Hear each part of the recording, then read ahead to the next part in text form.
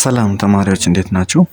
በዛሬ ክላሳችን ደግሞ የምናየው ሞኔታሪ ፖሊሲ የሚለውን ነው። ይህም የገንዘብ ፖሊሲ ማለት ነው። እሱም የምናየው ምንድነው ሞኔታሪ ፖሊሲ በማን እንደሚተገበር እና በውስጡ ያሉ ቱሎች እነማን እንደሆኑ የምናይ ይሆናል ማለት ነው። ኦኬ እንደሚታወቀው በሀገራችን ውስጥ በጣም ብዙ የንግድ ባንኮች አሉ። የንግድ ባንክ ስንል ንግድ ባንክ ዋና ንግድ ባንክን ብቻ ሳይሆን ሌሎቹም የንግድ ባንኮች ናቸው። ለምሳሌ እነ ዳሽን እና አቢሲኒያ ህብረት ባንክ የመሳሰሉት የንግድ ባንኮች ነው የምንላቸው። ምክንያቱም አትራፊ ድርጅቶች ስለሆኑ ንግድ ባንኮች ወይም ደግሞ ኮሜርሻል ባንክስ ይባላሉ። ምክንያቱም ባንኮች በዋናነት ስራቸው ምንድነው? ከሰዎች ገንዘብ መሰብሰብ ከዛ በኋላ ወይም ደግሞ ሰዎች ቁጠባ እንዲያደርጉ አድርገው ገንዘቦችን በመሰብሰብ ብድር ለሚፈልጉ ተቋማት ለግለሰቦች በማበደር ከብድሩ ላይ የሚገኝ ወለድ ተጠቃሚ ስለሚሆኑ አትራፊ ድርጅቶች ነው የምንላቸው። ነገር ግን እነዚህን ሁሉ ባንኮች በሀገራችን ላይ ለምሳሌ ከ20 በላይ ባንኮች አሉ። እነዚህን ሁሉ ባንኮች ማን የሚቆጣጠራቸው ይመስላችኋል? እንዲሁም እነዚህ ባንኮች ያለ ገደብ ለብዙ ሰዎች ከፍተኛ ብድር እየሰጡ ቢሄዱ በኢኮኖሚው ላይ ምን የሚፈጠር ይመስላችኋል? ስለዚህ እንደነዚህ አይነት ጉዳዮችን ስለምናይ አብራችን ቆዩ። ሞኔታሪ ፖሊሲ ወይም ደግሞ የገንዘብ ኦር የፋይናንስ ፖሊሲ የምንለው አይነት ነው። ከገንዘብ ጋር የተነካካ ከገንዘብ ጋር ግንኙነት ያለው ፖሊሲ ነው። The policy used or implemented by central bank to control the supply of money and interest rate in order to achieve macroeconomic objectives. ሞኔታሪ ፖሊሲ በዋናነት የሚተገበረው or implemented የሚደረገው በማን ነው? በአንድ ሀገር ውስጥ ባለ ማዕከላዊ ባንክ ነው ሞኔታሪ ፖሊሲ የሚተገበረው። እሱም ለምንድን ነው? የሀገሪቷን የመኒ ሰፕላይ የምንለው ወይም ደግሞ በሀገሪቷ ኢኮኖሚ ውስጥ የሚንቀሳቀሰውን የገንዘብ አቅርቦት ለመቆጣጠር እንዲሁም በባንኮች የሚሰጡትን የወለድ ምጣኔ በመቆጣጠር ማክሮ ኢኮኖሚክ ጎል ኦብጀክቲቮች አቺቭ እንዲያደርጉ የሚያደርገው ሴንትራል ባንክ ወይም ደግሞ የአንድ ሀገር ማዕከላዊ ባንክ ነው። ስለዚህ በአጭሩ ሞኔታሪ ፖሊሲ የሚተገበረው በማን ነው? በሴንትራል ባንክ ወይም ማዕከላዊ ባንክ በሚባለው ነው። እሱም ሴንትራል ባንክ በሀገሪቷ ኢኮኖሚ ውስጥ የሚንቀሳቀሰውን ገንዘብ መጠን የሚቆጣጠርበት ፖሊሲ ሞኔታሪ ፖሊሲ ይባላል። ስለዚህ ይሄ ሴንትራል ባንክ የምንለው በተለያዩ ሀገር እንደየሀገሩ የተለያየ ስያሜ ይሰጠዋል። ለምሳሌ የአሜሪካን ስናይ ፌደራል ሪዘርቭ ባንክ ይባላል። የኛ ሀገር ደግሞ ናሽናል ባንክ ኦፍ ኢትዮጵያ ወይም ደግሞ የኢትዮጵያ ብሔራዊ ባንክ ይባላል። ሴንትራል ባንክ ወይም ደግሞ ናሽናል ባንክ ብሔራዊ ባንክ በምንለው አሁን በእኛ ሀገር ኬስ ስናይ ብሔራዊ ባንክ በጣም ወሳኝ ባንክ ነው። ምክንያቱም ዋና ስራው የፋይናንስ ስርዓቱን ማስጠበቅ ነው። ያ ማለት ባንኮችን በሙሉ ጠቅላላ ባንኮችን በመቆጣጠር ማለት ነው። ሬጉሌሽኖች ወይም ደግሞ ህግጋቶች ለባንኮች በማውጣት ባንኮችን መቆጣጠር ነው ዋና ስራው። ምክንያቱም ለአንድ ሀገር ኢኮኖሚ የተሳለጠ እንዲሆን ባንኮች በጣም ወሳኝ ሚና አላቸው።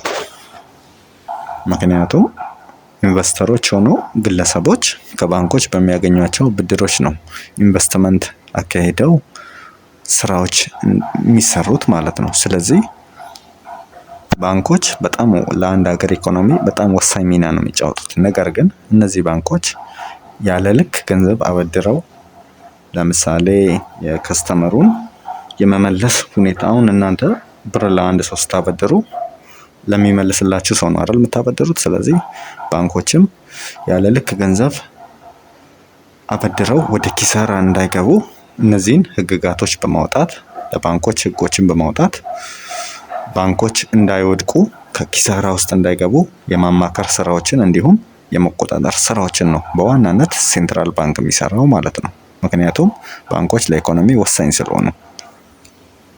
ከዚህ በተጨማሪ ደግሞ የብሔራዊ ባንክ ዋነኛው ስራው ምንድነው? ገንዘብ ማሳተም ማለት ነው። በሀገሪቷ ውስጥ ያለውን ገንዘብ እንዲታተም የሚያደርገው ብቸኛው ባንክ ብሔራዊ ባንክ ነው። ስለዚህ ሴንትራል ባንክ ወይም ማዕከላዊ ባንክ የምንለው በእኛ ሀገር ደግሞ ናሽናል ባንክ ኦፍ ኢትዮጵያ የኢትዮጵያ ብሔራዊ ባንክ ዋና ተግባሩ የመኒ ሰፕላዩን ኮንትሮል ማድረግ መቆጣጠር ነው ማለት ነው። እሱም የገንዘብ በኢኮኖሚ ውስጥ የሚንቀሳቀሰውን የገንዘብ መጠን መቆጣጠር እንዲሁም ባንኮችን መቆጣጠር እና ለባንኮች ኪሳራ እንዳይገጥማቸው መጠበቅ፣ ሲቀጥል የሀገሪቷን ገንዘብ ማሳተም፣ ኢንተረስት ሬትን ወይም ደግሞ የወለድ ምጣኔን በባንኮች የሚሰጠውን እሱን መቆጣጠር። ይሄ ሁሉ የናሽናል ባንክ ወይም ደግሞ የብሔራዊ ባንክ ስራ ነው። ባንኮችን መቆጣጠር ማለት ለባንኮች ፍቃድ መስጠት ማለት ነው። አንድ ባንክ ወደ ባንክ ኢንዱስትሪ ሲገባ ከብሔራዊ ባንክ ፍቃድ ሲያገኝ ብቻ ነው ባንክ ሆኖ ወደ ባንኪንግ ቢዝነስ የሚገባው ማለት ነው። ስለዚህ አንድ ባንክ ለመሆን መጀመሪያ ከብሔራዊ ባንክ ፍቃድ ማግኘት አለበት ማለት ነው። እሱም ከሚያሟላቸው መስፈርቶች ዋነኛው ምንድነው? ባንክ ሪዘርቭ የምንለው ነው። ወይም ደግሞ የባንኮች የመጠባበቂያ ገንዘብ ማለት ነው። እሱም በብሔራዊ ባንክ ሁሉም ባንኮች አካውንት አላቸው። አካውንታቸውን የየራሳቸውን አካውንት ከፍተው የመጠባበቂያ ወይም ሪዘርቭ የምንለውን በብሔራዊ ባንክ አካውንት ውስጥ ያስቀምጣሉ ማለት ነው። ስለዚህ አንድ ባንክ ሲቋቋም የተለያዩ መስፈርቶች ቢኖሩም ዋነኛው መስፈርት ይህን ሪዘርቭ ማሟላት ማለት ነው። ብሔራዊ ባንክ የሚያስቀምጠው ገደብ አለ። አንድ ባንክ ምን ያክል ብር ናሽናል ባንክ ላይ ወይም ደግሞ ብሔራዊ ባንክ አካውንት ውስጥ ማስቀመጥ አለበት የሚባል ነገር ስላለ ሪዘርቭን ማሟላት አንደኛ ግዴታው ነው። አንድ ባንክ እንደ ባንክ ሲቋቋም ማለት ነው። ስለዚህ ብሔራዊ ባንክ አካውንት ላይ ሪዘርቭ የሚባለውን ያስቀምጣሉ ማለት ነው። እሱም እያንዳንዳችን ግለሰቦች በተለያዩ ባንኮች አካውንት እንዳለን ሁሉ ባንኮች ራሱ በብሔራዊ ባንክ አካውንት አላቸው ማለት ነው። ስለዚህ እንደ ግዴታ ሪዘርቭ ያስቀምጣሉ ማለት ነው ብሔራዊ ባንክ ላይ። ያን ካላሟሉ ባንክ መሆን አይችሉም ማለት ነው። ሌሎች መስፈርቶች እንዳለ ሆኖ ሪዘርቭ ዋናው ነው። ስለዚህ ወደ መነሻችን ስንመጣ ሞኔታሪ ፖሊሲ ነው አይደለ? ስለዚህ ሞኔታሪ ፖሊሲ ማለት በብሔራዊ ባንክ የሚወሰን ማንኛውም ውሳኔ ሞኔታሪ ፖሊሲ ነው የምንለው። ያም ብሔራዊ ባንክ የሚወስነው ለምንድን ነው? ስራ አጥነትን ለመቀነስ፣ የሀገሪቷን ኢኮኖሚ የተረጋጋ እንዲሆን፣ ፕራይስ ስቴብል እንዲሆን ወይም ደግሞ ኢንፍሌሽንን ለመቀነስ ወይም የዋጋ ንረት የምንለውን ለመቀነስ፣ የሀገሪቷ አውትፑት እንዲያድግ ማድረግ። ስለዚህ እነዚህን ለማድረግ ሲል ሴንትራል ባንክ ወይም ብሔራዊ ባንክ ውሳኔዎችን ሲወስን ሞኔታሪ ፖሊሲ እንለዋለን። ባለፈው ክላሳችን ደግሞ መንግስት ታክስን እና የመንግስት ወጪን ወይም ደግሞ የመንግስት ኤክስፔንዲቸርን ተጠቅሞ የሚወስነው ውሳኔ ፊስካል ፖሊሲ ይባላል ብለናል አይደል? አሁን ደግሞ ብሔራዊ ባንክ ወይም ሴንትራል ባንክ ማዕከላዊ ባንክ የምንለው የሀገሪቷን ኢኮኖሚ ለመጠበቅ ሲል የሚወስናቸው ውሳኔዎች ሞኔታሪ ፖሊሲ ይባላሉ። ስለ ፊስካል ፖሊሲ ስናወራ ሁለት ቱሎች በውስጡ ይዘዋል ብለናል አይደል? እነሱም ገቨርንመንት ኤክስፔንዲቸር ወይም የመንግስት ወጪ እና ረቨኑ ኦር ታክስ የምንለው ሲሆን ሞኔታሪ ፖሊሲም እንደዛው በውስጡ ሶስት ቱሎችን ይዟል። እነሱ አንደኛ ኦፕን ማርኬት ኦፕሬሽን ይባላል፣ ሁለተኛ ዲስካውንት ሬት ይባላል፣ ሶስተኛ ሪኳየርድ ሪዘርቭ ሬሾ የምንለው ነው። ኦፕን ማርኬት ኦፕሬሽን it is the purchase and sale of government bonds by national bank። ይሄ ማለት በብሔራዊ ባንክ የመንግስት ቦንዶች ሲሸጡ ወይም ሲገዙ ኦፕን ማርኬት ኦፕሬሽን እንለዋለን። ስለዚህ ይሄን ዲቴል ከማየታችን በፊት ቦንድ ምን ማለት ነው? የመንግስት ቦንድ ምን ማለት ነው? የመንግስት ቦንድ ማለት የመንግስት ቦንድ ማለት መንግስት የበጀት ጉድለት ሲያጋጥመው ያንን በጀት ዲፊሲት እንለዋለን። በጀት ዲፊሲት ሲያጋጥመው ወይም የበጀት ጉድለት ሲያጋጥመው የሚበደርበት ወረቀት ነው። ለምሳሌ መንግስት እንዴት ነው በጀት ዲፊሲት የሚያጋጥመው ብለን ስናይ ወይም የበጀት ጉድለት እንዴት ነው የሚያጋጥመው ብለን ስናይ በመጀመሪያ መንግስት ከዜጎቹ ታክስ ይሰበስባል አይደል? ከተቋማት ታክስ ይሰበስባል። ስለዚህ ያን ታክስ ሲቀነስ ወጪዎች ደግሞ አሉበት አይደል? መንግስት አመታዊ ወጪዎች አሉት። ለሰራተኛ የሚከፈል ፕሮጀክቶች ለመስራት የተለያዩ ወጪዎች አሉት መንግስት። መንገዶችን ለማሰራት፣ ለሰራተኛ ደሞዝ፣ የሚሊተሪ እቃዎችን ለመግዛት። ስለዚህ ታክስ ማለት ገቢው ነው። ስለዚህ ገቢው ሲቀነስ ወጪው አቀናንሶት ገቢውና ወጪውን ሲያቀናንሰው የወጪው ብዛት ከፍተኛ ከገቢው የወጪው ብዛት ሲበልጥ ወይም ደግሞ የወጪው ከገቢው ሲበልጥ የበጀት ጉድለት አጋጥሞታል እንላለን። ምክንያቱም ብዙ ወጪ አውጥቶ ትንሽ ብቻ ገቢ ካለው የበጀት ጉድለት አጋጥሞታል ማለት ነው። ያ ማለት በጀት ዲፊሲት አጋጥሞታል እንላለን። በዛ ሰዓት ላይ መንግስት ብድር ይፈልጋል ማለት ነው። ብድር ሲፈልግ ቦንዶችን ያዘጋጃል። ያም ወረቀት ነው ወይም ደግሞ ሰርቲፊኬት ነው ማለት ነው። እሱም ምንድነው የሚያደርገው? የመንግስት ማህተም ያለበት ሰርቲፊኬት ነው ቦንድ ማለት። ያም ወይም ደግሞ አንድ ባለሱቅ እቃ ገንዘብ ከፍሎ ያመጣል አይደለ? ከዛ እቃ ሽጦ ትርፍና ኪሳራውን ይለያል። ትርፋማ ከሆነ ተጨማሪ እያደረገ ሱቁን እያስቀጠለ ይሄዳል። ነገር ግን ያመጣው እቃ ዋጋው ቀንሶ በኪሳራ ቢሸጥ ምንድነው የሚያደርገው? ወደ ብድር እና ወደ ተለያዩ አማራጮች ይገባል አይደል? ስለዚህ መንግስትም እንደዛ ነው። ወጪው እና ገቢውን ካልኩሌት አድርጎ ኤክስፔንሱ ሲበልጥ ታክሱ በጣም ትንሽ ሲሆንበት ወይም ደግሞ ገቨርንመንት ሬቨኑ የመንግስት ገቢው ሲያንስ ሲጎድልበት የበጀት ጉድለት አጋጠመው እንላለን ወይም በጀት ዲፊሲት እንላለን። በዛ ሰዓት ላይ መንግስት ብድር ይፈልጋል ማለት ነው። ስለዚህ መንግስት እንዴት ነው የሚበደረው? ቦንድ ያዘጋጃል። ቦንድ ማለት የሰርቲፊኬት የመንግስት ማህተም ያለበት ሰርቲፊኬት ወረቀት ነው። እሱን ምን ያደርጋል? ለምሳሌ የ100 ሚሊዮን ብር በጀት ዲፊሲት ወይም የበጀት ጉድለት ቢያጋጥመው የ100 ሚሊዮን ብር ቦንድ ያዘጋጃል። 100 ሚሊዮን ጽሑፍ ያለበት ወረቀት ያዘጋጃል ማለት ነው። ከዛ ጨረታ ያቀርባል። ባንኮች ተጫርተው የመንግስትን ቦንድ ይገዛሉ። ቦንዱን ሲገዙ 100 ሚሊዮን ብር በካሽ ይሰጡታል። እሱ ደግሞ የመንግስት ማህተም ያለበትን ወረቀት የ100 ሚሊዮን ብር የተጻፈበትን ማህተም ያለበትን ወረቀት ይሰጣቸዋል ማለት ነው። ነገር ግን ቦንዱ ላይ ምን አለ? እነሱ ሲገዙት መንግስት ለተወሰነ ጊዜ ነው ብሩን የሚጠቀመው ማለት ነው። ያ ማለት ቦንዱ ላይ ምን አለ? ላዩ ላይ ጽሁፎች አሉት። የብሩ መጠን አለው የ100 ሚሊዮን ብር ማለት ነው። ሲቀጥል የመመለሻ ጊዜ ያለው፣ ሲቀጥል የወለድ ያለው ማለት ነው። ስለዚህ ባንኮች ያንን ወረቀት ሲገዙ ለምሳሌ የ3 አመት ወረቀት ውል ከሆነ ከ3 አመት በኋላ ያንን ወረቀት ለባንኩ መልሰው ተጨማሪ ወለድ ስላበደሩት ወይም ደግሞ ብር ስለሰጡት ቦንዱን ሲመልሱ ተጨማሪ ወለድም ይቀበላሉ ማለት ነው። ስለዚህ ቦንድ ማለት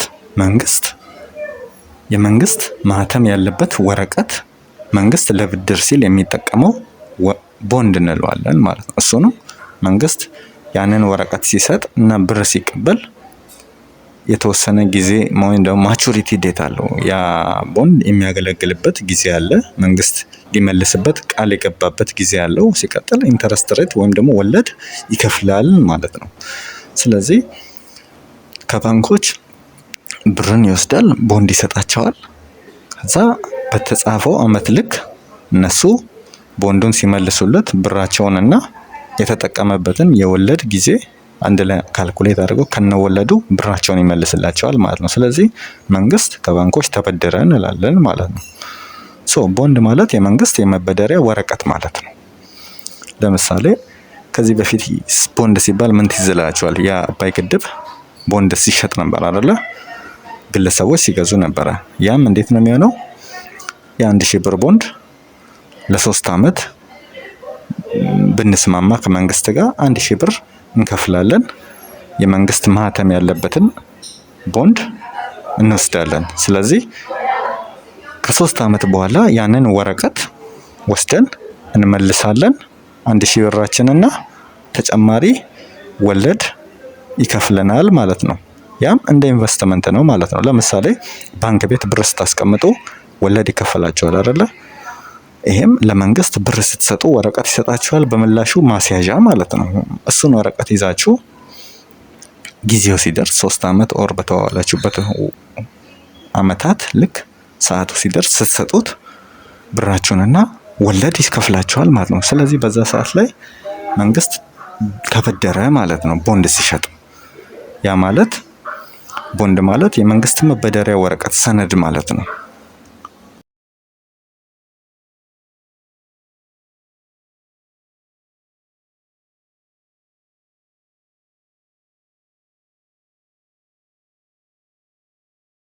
ኦኬ። ስለዚህ መንግስት ለተለያዩ ተቋማት ያ ማለት ለፋይናንሻል ኢንስቲትዩሽኖች ወይም ደግሞ ለባንኮች፣ ለግለሰቦች ቦንዶችን ይሸጣል ማለት ነው። ስለዚህ አብዛኛውን ጊዜ የመንግስትን ቦንድ የሚገዙት ኮሜርሻል ባንኮች ናቸው፣ ወይም ደግሞ የንግድ ባንኮች። ንግድ ባንኮች የምንላቸው የተለያዩ ባንኮች ማለት ነው፣ ትራፊ ባንኮች። ኦኬ። አሁን ወደ ቱሉ ስንመለስ ኦፕን ማርኬት ኦፕሬሽን ማለት ብሔራዊ ባንክ የመንግስትን ቦንድ ሲገዛ ወይም ሲሸጥ ማለት ነው። እሱም ከንግድ ባንኮች ላይ ከተለያዩ ባንኮች ላይ ያንን ቦንድ ሲገዛ ወይም ደግሞ ለባንኮች ያንን ቦንድ ሲሸጥ ማለት ነው። ኦፕን ማርኬት ኦፕሬሽን ማለት። ስለዚህ እዚህ ውስጥ 2 ኬዝ ነው ያለው ማለት ነው። እሱም አንደኛ ብሔራዊ ባንክ ሲገዛ ቦንዶችን ከባንኮች ላይ ከሌሎች ባንኮች ላይ ሲገዛ፣ ሁለተኛው ደግሞ ለሌሎች ባንኮች ያንን ቦንድ ሲሸጥ ማለት ነው። ኬዝ 1ን ስናይ ቦንዶችን ከባንኮች ላይ ሲገዛ። ስለዚህ ብሔራዊ ባንክ ዋና ስራው ምንድነው? የገንዘብ አቅርቦቱን የገንዘብ ፍሰቱን መቆጣጠር ነው ተባብለናል አይደለ? ያም ኢኮኖሚው ጠንካራ እንዲሆን ለማድረግ ማለት ነው። ስለዚህ ለምሳሌ የተለያዩ ባንኮች የመንግስትን ቦንድ ይዛሉና ቦንድን ገዝተው የተቀመጡ ባንኮች ነበሩና አሉና እነሱን ቦንዶች ብሔራዊ ባንክ ይገዛቸዋል። ስለዚህ ሲገዛቸው አንደኛ ቦንዱን ይሰጡታል። እሱ ደግሞ ከወለድ ጋር አድርጎ ማለቴ እነሱ ያንን ቦንድ ለብሔራዊ ባንክ ሲሸጡ ቦንዱን ወረቀቱን ይሰጡታል። ብሔራዊ ባንክ ደግሞ ካሽ ብር ይሰጣቸዋል ማለት ነው። በዛ ሰዓት ላይ ባንኮች ብዙ ብር ያገኛሉ ማለት ነው። ስለዚህ ብዙ ብር ሲያገኙ ብዙ ብር ያበድራሉ ማለት ነው። ለከስተመሮቻቸው ገንዘብ ማበደር ይችላሉ ማለት ነው። በዛ ሰዓት ላይ ከስተመሮች ገንዘቦችን ይበደራሉ፣ ኢንቨስትመንቶችን ያካሂዳሉ። ኢኮኖሚ ነቃ ነቃ እያለ ኢንቨስትመንት ሲካሄድ ሰዎች ስራ ይቀጠራሉ እያለ ኢኮኖሚው ይነቃቃል። ብሔራዊ ባንክ መቼ ነው እንደዚህ አይነት ውሳኔዎችን የሚወስነው ማለት ነው? ኢኮኖሚው እንዲነቃቃ ሲል ቦንዶችን ይገዛል ማለት ነው። ቦንዶችን ሲገዛ ብር ለባንኮች ይሰጣል፣ ቦንዱን ይይዛል። ከዛ በኋላ ባንኮች ደግሞ ብር በእጃቸው ላይ ብዙ ሲኖር ለከስተመሮቻቸው እነሱም በወለድ ያበድራሉ ማለት ነው። ከስተመሮቻቸው ደግሞ ኢንቨስትመንት ያካሂዱበታል፣ ሰዎች ስራ ይቀጠራሉ፣ የተለያዩ ስራዎች ይከፋፈታሉ። ስለዚህ ኢኮኖሚው እየተነቃቃ ይሄዳል ማለት ነው። ስለዚህ ብሔራዊ ባንክ እንደዚህ አይነት ውሳኔዎችን የሚወስነው መቼ ነው? በሪሴሽን ጊዜ ነው። ኢኮኖሚ በደከመ ሰዓት ላይ ቦንዶችን በመግዛት ብር ይለቅላቸዋል። ስለዚህ በዛ ሰዓት ላይ የገንዘብ ፍሰት ጨመረ ማለት ነው። ምክንያቱም ብር ለባንኮች ይሰጣቸዋል፣ እሱ ወረቀቱን ይይዛል። በዛ ሰዓት ላይ ባንኮች ብዙ ያበድራሉ። ያኛውን መኒ ሰፕላይ ጨመረ እንላለን፣ ወይም ደግሞ ወደ ኢኮኖሚው ገንዘብ ገባ ማለት ነው። ስለዚህ በእንደዚህ አይነት በሪሴሽን ታይም ኢኮኖሚ ደከም ሲል ብሔራዊ ባንክ ኦፕን ማርኬት ኦፕሬሽንን ይጠቀማል ማለት ነው። ሁለተኛው ኬዝ ደግሞ ብሔራዊ ባንክ ቦንድን ለኮሜርሻል ባንኮች ወይም ለንግድ ባንኮች ይሸጥላቸዋል ማለት ነው። እሱም ቦንዱን ይሰጣቸዋል፣ እነሱ ብር ይሰጡታል።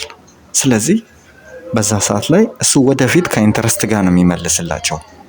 ስለዚህ ወረቀቱን ሲይዙ ብር ለብሔራዊ ባንክ ይሰጡታል ማለት ነው። በዛ ሰዓት ላይ ብር ስለከፈሉ ባንኮች ትንሽ ትንሽ ብር ነው የሚኖራቸው ማለት ነው። ስለዚህ ትንሽ ትንሽ ብር ሲኖራቸው የማበደር አቅማቸው ይቀንሳል ማለት ነው። ለዜጎች ለከስተመሮቻቸው የማበደር አቅማቸው ይቀንሳል።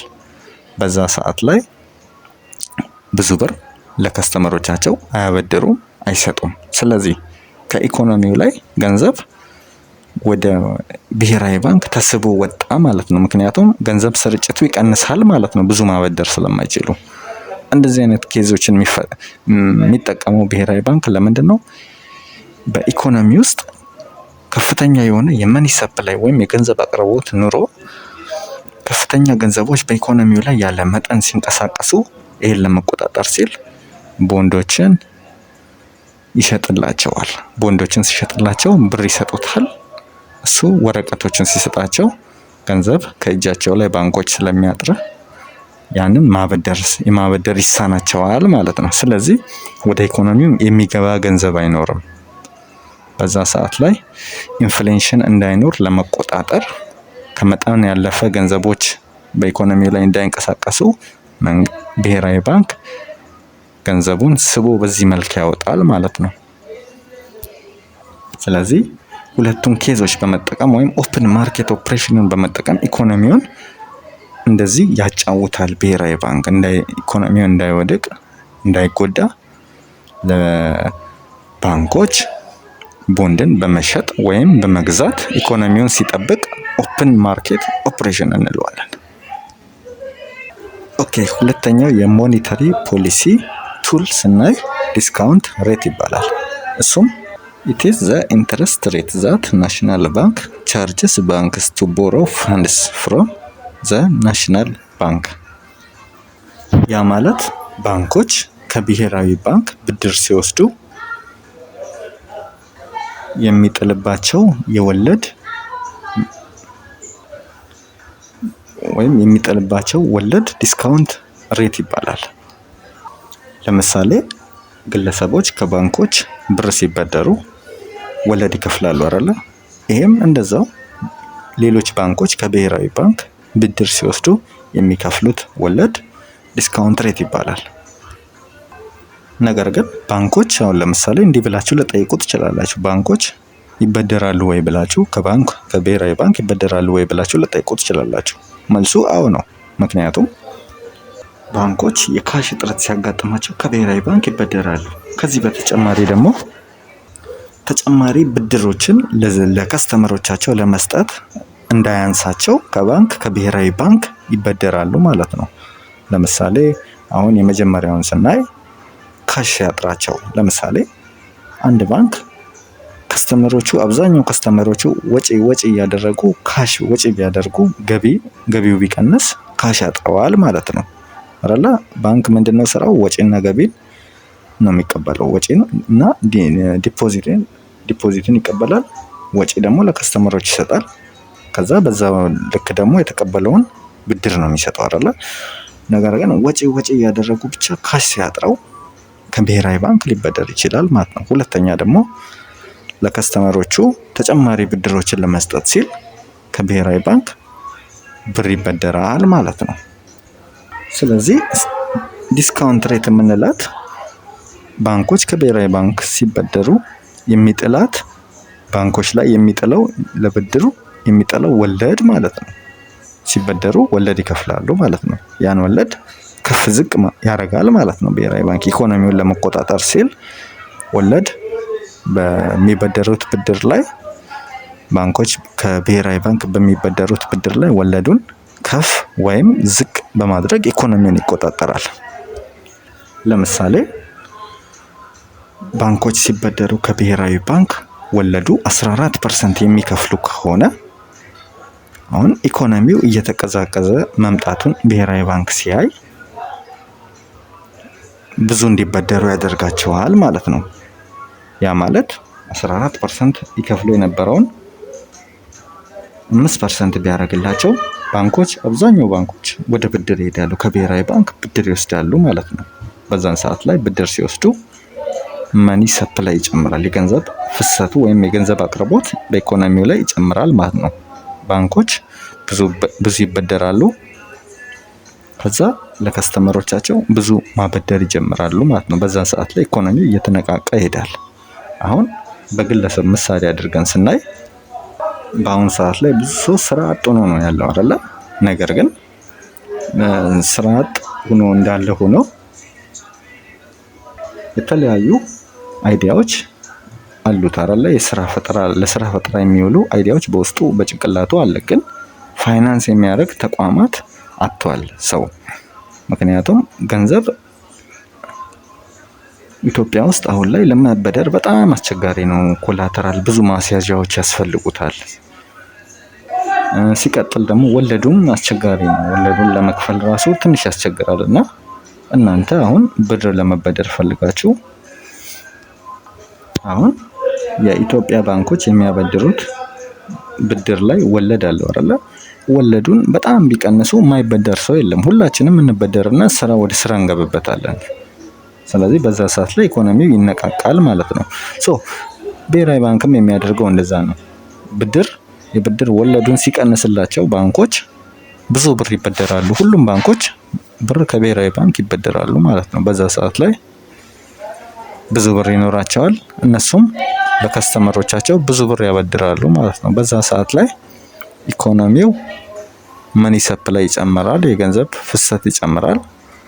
ኢኮኖሚው እየተነቃቃ ይሄዳል ማለት ነው። መንግስት ኢኮኖሚው በደከመ ሰዓት ላይ ብሔራዊ ባንክ ኢኮኖሚው በደከመ ሰዓት ላይ እንደዚህ አይነት ውሳኔዎችን ይወስዳል ማለት ነው። ለባንኮች የሚያበድረውን ብድር ላይ ወለዱን ሲቀንስላቸው ኢኮኖሚው እንዲነቃቃ ያደርጋል ማለት ነው። በተቃራኒ ደግሞ ኢኮኖሚው በውስጡ ከኢኮኖሚው አቅም በላይ የሆኑ ብሮች ሲንቀሳቀሱ መኒ ሰፕላዩ ሃይ ሲሆን፣ በጣም ከፍተኛ ሲሆን፣ ኢኮኖሚው እንዲረጋጋ ሲል ባንኮች ብዙ ገንዘብ እያበደሩ ኢኮኖሚው ላይ ያለ ልክ ገንዘብ እየተንቀሳቀሰ ከሆነ ያን ብድራቸውን እንዲቀንሱ ብሎ ብሔራዊ ባንክ የሚያበድራቸውን ባንኮች ወለዱን ከፍተኛ ያደርጋል ማለት ነው። ወለዱን ሲጨምር ባንኮች ከብሔራዊ ባንክ አይበደሩም። በዛ ሰዓት ላይ ካሽ ለከስተመሮቻቸው የሚያበድሩት ብር አይኖራቸውም ማለት ነው። በዛ ሰዓት ላይ ማበደራቸውን ይቀንሳሉ፣ የማበደር ይሳናቸዋል ማለት ነው። ስለዚህ ወደ ኢኮኖሚው የሚገባ ገንዘብ አይኖርም ማለት ነው። በዛ ሰዓት ላይ ኢንፍሌሽን ምናምን የነበረበት ኢኮኖሚ እየተረጋጋ ይሄዳል። ስለዚህ መንግስት ዲስካውንት ሬትን በመጠቀም ወይም ደግሞ ብሔራዊ ባንክ ዲስካውንት ሬትን በመጠቀም ኢኮኖሚውን ይጠብቀዋል ማለት ነው። ኢኮኖሚው ከቁጥጥር ውጭ እንዳይወጣ ይጠብቀዋል። እሱም ለባንኮች የሚሰጠውን ብድር ላይ የሚጥላትን ወለድ ከፍ ዝቅ በማድረግ ኢኮኖሚውን ሲቆጣጠር ዲስካውንት ሬት እንላታለን። እሺ፣ ሶስተኛው የሞኔታሪ ፖሊሲ ቱል ሪኳየርድ ሪዘርቭ ሬሽዮ ይባላል። ሪዘርቭ ማለት ቅድም አይተናል አይደለ? ባንኮች እንደ ግዴታ የሚያስቀምጡት ተጠባባቂ ገንዘብ ማለት ነው። በብሔራዊ ባንክ ላይ የሚያስቀምጡት መጠባበቂያ ገንዘብ ማለት ነው። ያንን ካላስቀመጡ ብሔራዊ ባንክ ከባንክነት ይሰረዛቸዋል። አንደኛው መስፈርት ባንክ ለመሆኑ አንደኛው መስፈርቱ ይሄ ሪዘርቭ ነው። ምክንያቱም ብሔራዊ ባንክ ዋና ስራው ምንድነው? የሀገሪቷን ኢኮኖሚ መጠበቅ ነው። ፋይናንስ ዘርፉ የተሳለጠ እንዲሆን ማድረግ ነው። ስለዚህ ለምሳሌ ባንኮች ያላቸውን ገንዘብ በሙሉ አበድረው ካሽ ከእጃቸው ላይ ሲያጡ ዲፖዚት ያደረገ ወይም ተቀማጭ ያደረጉ ሰዎች ይኖራሉ አይደል? እነሱ ሰዎች እንዳይጎዱ ለማውጣት ሲመጡ ብር የለም እንዳይባሉ ባንክ ሪዘርቭ ያስቀምጣል ማለት ነው ብሔራዊ ባንክ ላይ። ያም ለከስተመሮች በጣም አሪፍ ነው። ምክንያቱም ባንክ ዋና ስራው ማበደር ነው አይደለ? አበድሮ ገንዘቦችን ሁሉ ከእጁ እንዳያጣ ብሔራዊ ባንክ ከስተመሮች፣ ሰዎች እንዳይጎዱ፣ ኢኮኖሚው እንዲረጋጋ ብሎ ያንን ብር እንዲያስቀምጡ ግዴታ ይጥልባቸዋል ማለት ነው። ባንክ ቢከስር እንኳን ሪዘርቡን ተጠቅሞ በአካውንታቸው ብር ላስቀመጡ ሰዎች እንዲከፈል የተደረገ ብር ማለት ነው ሪዘርቭ። ይህን ሁሉ ነው ብሔራዊ ባንክ የሚቆጣጠረው። ስለዚህ ሪዘርቭ የሚያስፈልገው ለምንድን ነው? ባንኮች ባለዕዳ ስለሆኑ ነው። ምክንያቱም ከሰዎች የሰበሰቡትን ገንዘብ ብድር ለሚፈልግ ሰው ነው የሚያበድሩት አይደል? ግን ከሰዎች የሰበሰቡትን ገንዘብ በሙሉ አበድረው ኪሳራ ውስጥ እንዳይገቡ፣ ገንዘብ ደግሞ ለባንኩ ገቢ ያደረጉ ሰዎች ደግሞ እንዳይጎዱ ብሔራዊ ባንክ የሚጠብቅበት ዋነኛው መንገድ ሪዘርቭ ነው ማለት ነው። ነገር ግን ብሔራዊ ባንክ ወይም ናሽናል ባንክ የምንለው ይህን ሪዘርቭ ሪኳየርድ ሬሾን በመጠቀም ኢኮኖሚውን ይቆጣጠራል። እንዴት ነው የሚቆጣጠረው? ባንኮች ሪዘርቫቸውን እንዲጨምሩና እንዲቀንሱ በማድረግ ኢኮኖሚው ላይ ተጽዕኖ ያደርጋል። ምክንያቱም ኢኮኖሚው ላይ ከፍተኛ የሆነ የመኒ ሰፕላይ ኑሮ ኢንፍሌሽን እንዳይከሰት፣ ኢኮኖሚ ወደ ሪሴሽን እንዳይሄድ የሚጠብቅበት መንገድ ነው ማለት ነው። ለምሳሌ ባንኮች ሪዘርቫቸውን ጨምሮ ብሎ ትዕዛዝ ሲሰጥ ባንኮች በብሔራዊ ባንክ ባላቸው አካውንት ላይ ብዙ ብር እንዲያስቀምጡ ትዕዛዝ ሰጠ ማለት ነው። ስለዚህ ብዙ መጠባበቂያ ገንዘባቸውን በጣም ማሳደግ አለባቸው ብሎ ሲላቸው ብዙ ብር ወደ መጠባበቂያ አካውንታቸው ያስገባሉ ማለት ነው። በዛ ሰዓት ላይ ለማበደር የሚሆን ገንዘብ አይኖራቸውም፣ ያንሳቸዋል ማለት ነው። ስለዚህ በዛ በሚያንሳቸው ሰዓት ላይ ያንን ለምንድን ነው የሚያደርገው? ኢኮኖሚው ላይ ከፍተኛ ገንዘብ ፍሰት ሲኖር ምን ይላል ባንክ? በብሔራዊ ባንክ ምን ብሎ ትዕዛዝ ይሰጣል? ሪዘርቫችሁን አሳድጉ፣ ጨምሮ ብዙ ብር ሪዘርቭ ላይ ያስቀምጡ፣ መጠባበቂያ ገንዘቡ ብዙ ይሁን ብሎ ትዕዛዝ ሲሰጥ ባንኮች ያንን ይተገብራሉ ማለት ነው። በዛ ሰዓት ላይ ብዙ ማበደር አይችሉም፣ ማበደር ይሳናቸዋል ማለት ነው። በተቃራኒው ደግሞ ኢኮኖሚው እየደከመ በሚሄድ ሰዓት ላይ መኒ ሰፕላዩ ሲያንስ፣ የገንዘብ ፍሰቱ በኢኮኖሚው ላይ ሲያንስ የሪዘርቭ መጠናቸውን እንዲቀንሱ ያደርጋል። ሪዘርቫቸውን መቀነስ ትችላላችሁ ብሎ ትዕዛዝ ሲሰጥ፣ ስለዚህ መጠባበቂያ ገንዘብ ካላቸው 10% ካላቸው ብር ላይ 10% የነበረውን 5% አድርጌላቸዋለሁ ብሎ ትዕዛዝ ሲሰጥ ሪዘርቭ ተቀማጭ የነበረውን ብር ወደ ስራ ያውሉታል ማለት ነው። ባንኮች ለብድር ለተለያዩ ነገሮች ሲሰጡ ኢኮኖሚ ወደ ስራ ይገባል፣ ሰዎች ወደ ስራ ይገባሉ፣ ይበደራሉ ማለት ነው። ስለዚህ ይህን በመጠቀም ሞኔታሪንግ ፖሊሲ በመጠቀም ይህንን ሪኳየርድ ሪዘርቭ ሬሾን በመጠቀም ብሔራዊ ባንክ ኢኮኖሚውን ሲቆጣጠር ሞኔታሪ ፖሊሲ እንለዋለን ማለት ነው። ስለዚህ ብሔራዊ ባንክ የተለያዩ ነገሮች ሶስቱን ቱሎች በመጠቀም ኢኮኖሚውን ሲቆጣጠር ኢትስ ሞኔታሪ ፖሊሲ እንለዋለን ማለት ነው። ኦኬ፣ በትንሹም ቢሆን አንደርስታንድ እንዳደረጋችሁ ተስፋ አደርጋለሁ። ትንሽ ምክንያቱም ኮንሰፕቱ ትንሽ ሰፋ ያለ ኮንሰፕት ነው እና በትንሹም ቢሆን አንደርስታንድ እንዳደረጋችሁኝ ተስፋ አደርጋለሁ። ለዛሬ እዚህ ላይ ቢበቃን ጥሩ ነው። ምክንያቱም ታይፕ ኦፍ ሞኔታሪ ፖሊሲን አሁን ለምሳሌ ኤክስፓንሽነሪን እና ቀጣይ ያሉትን ለማየት ብንል አሁን ትንሽ ያስቸግራቸዋል እና ይሄኛውን የተቀሩትን በቀጣይ ክላስ እናያለን። ለዛሬ እዚህ ላይ ይብቃን። ሰላም ሁኑ።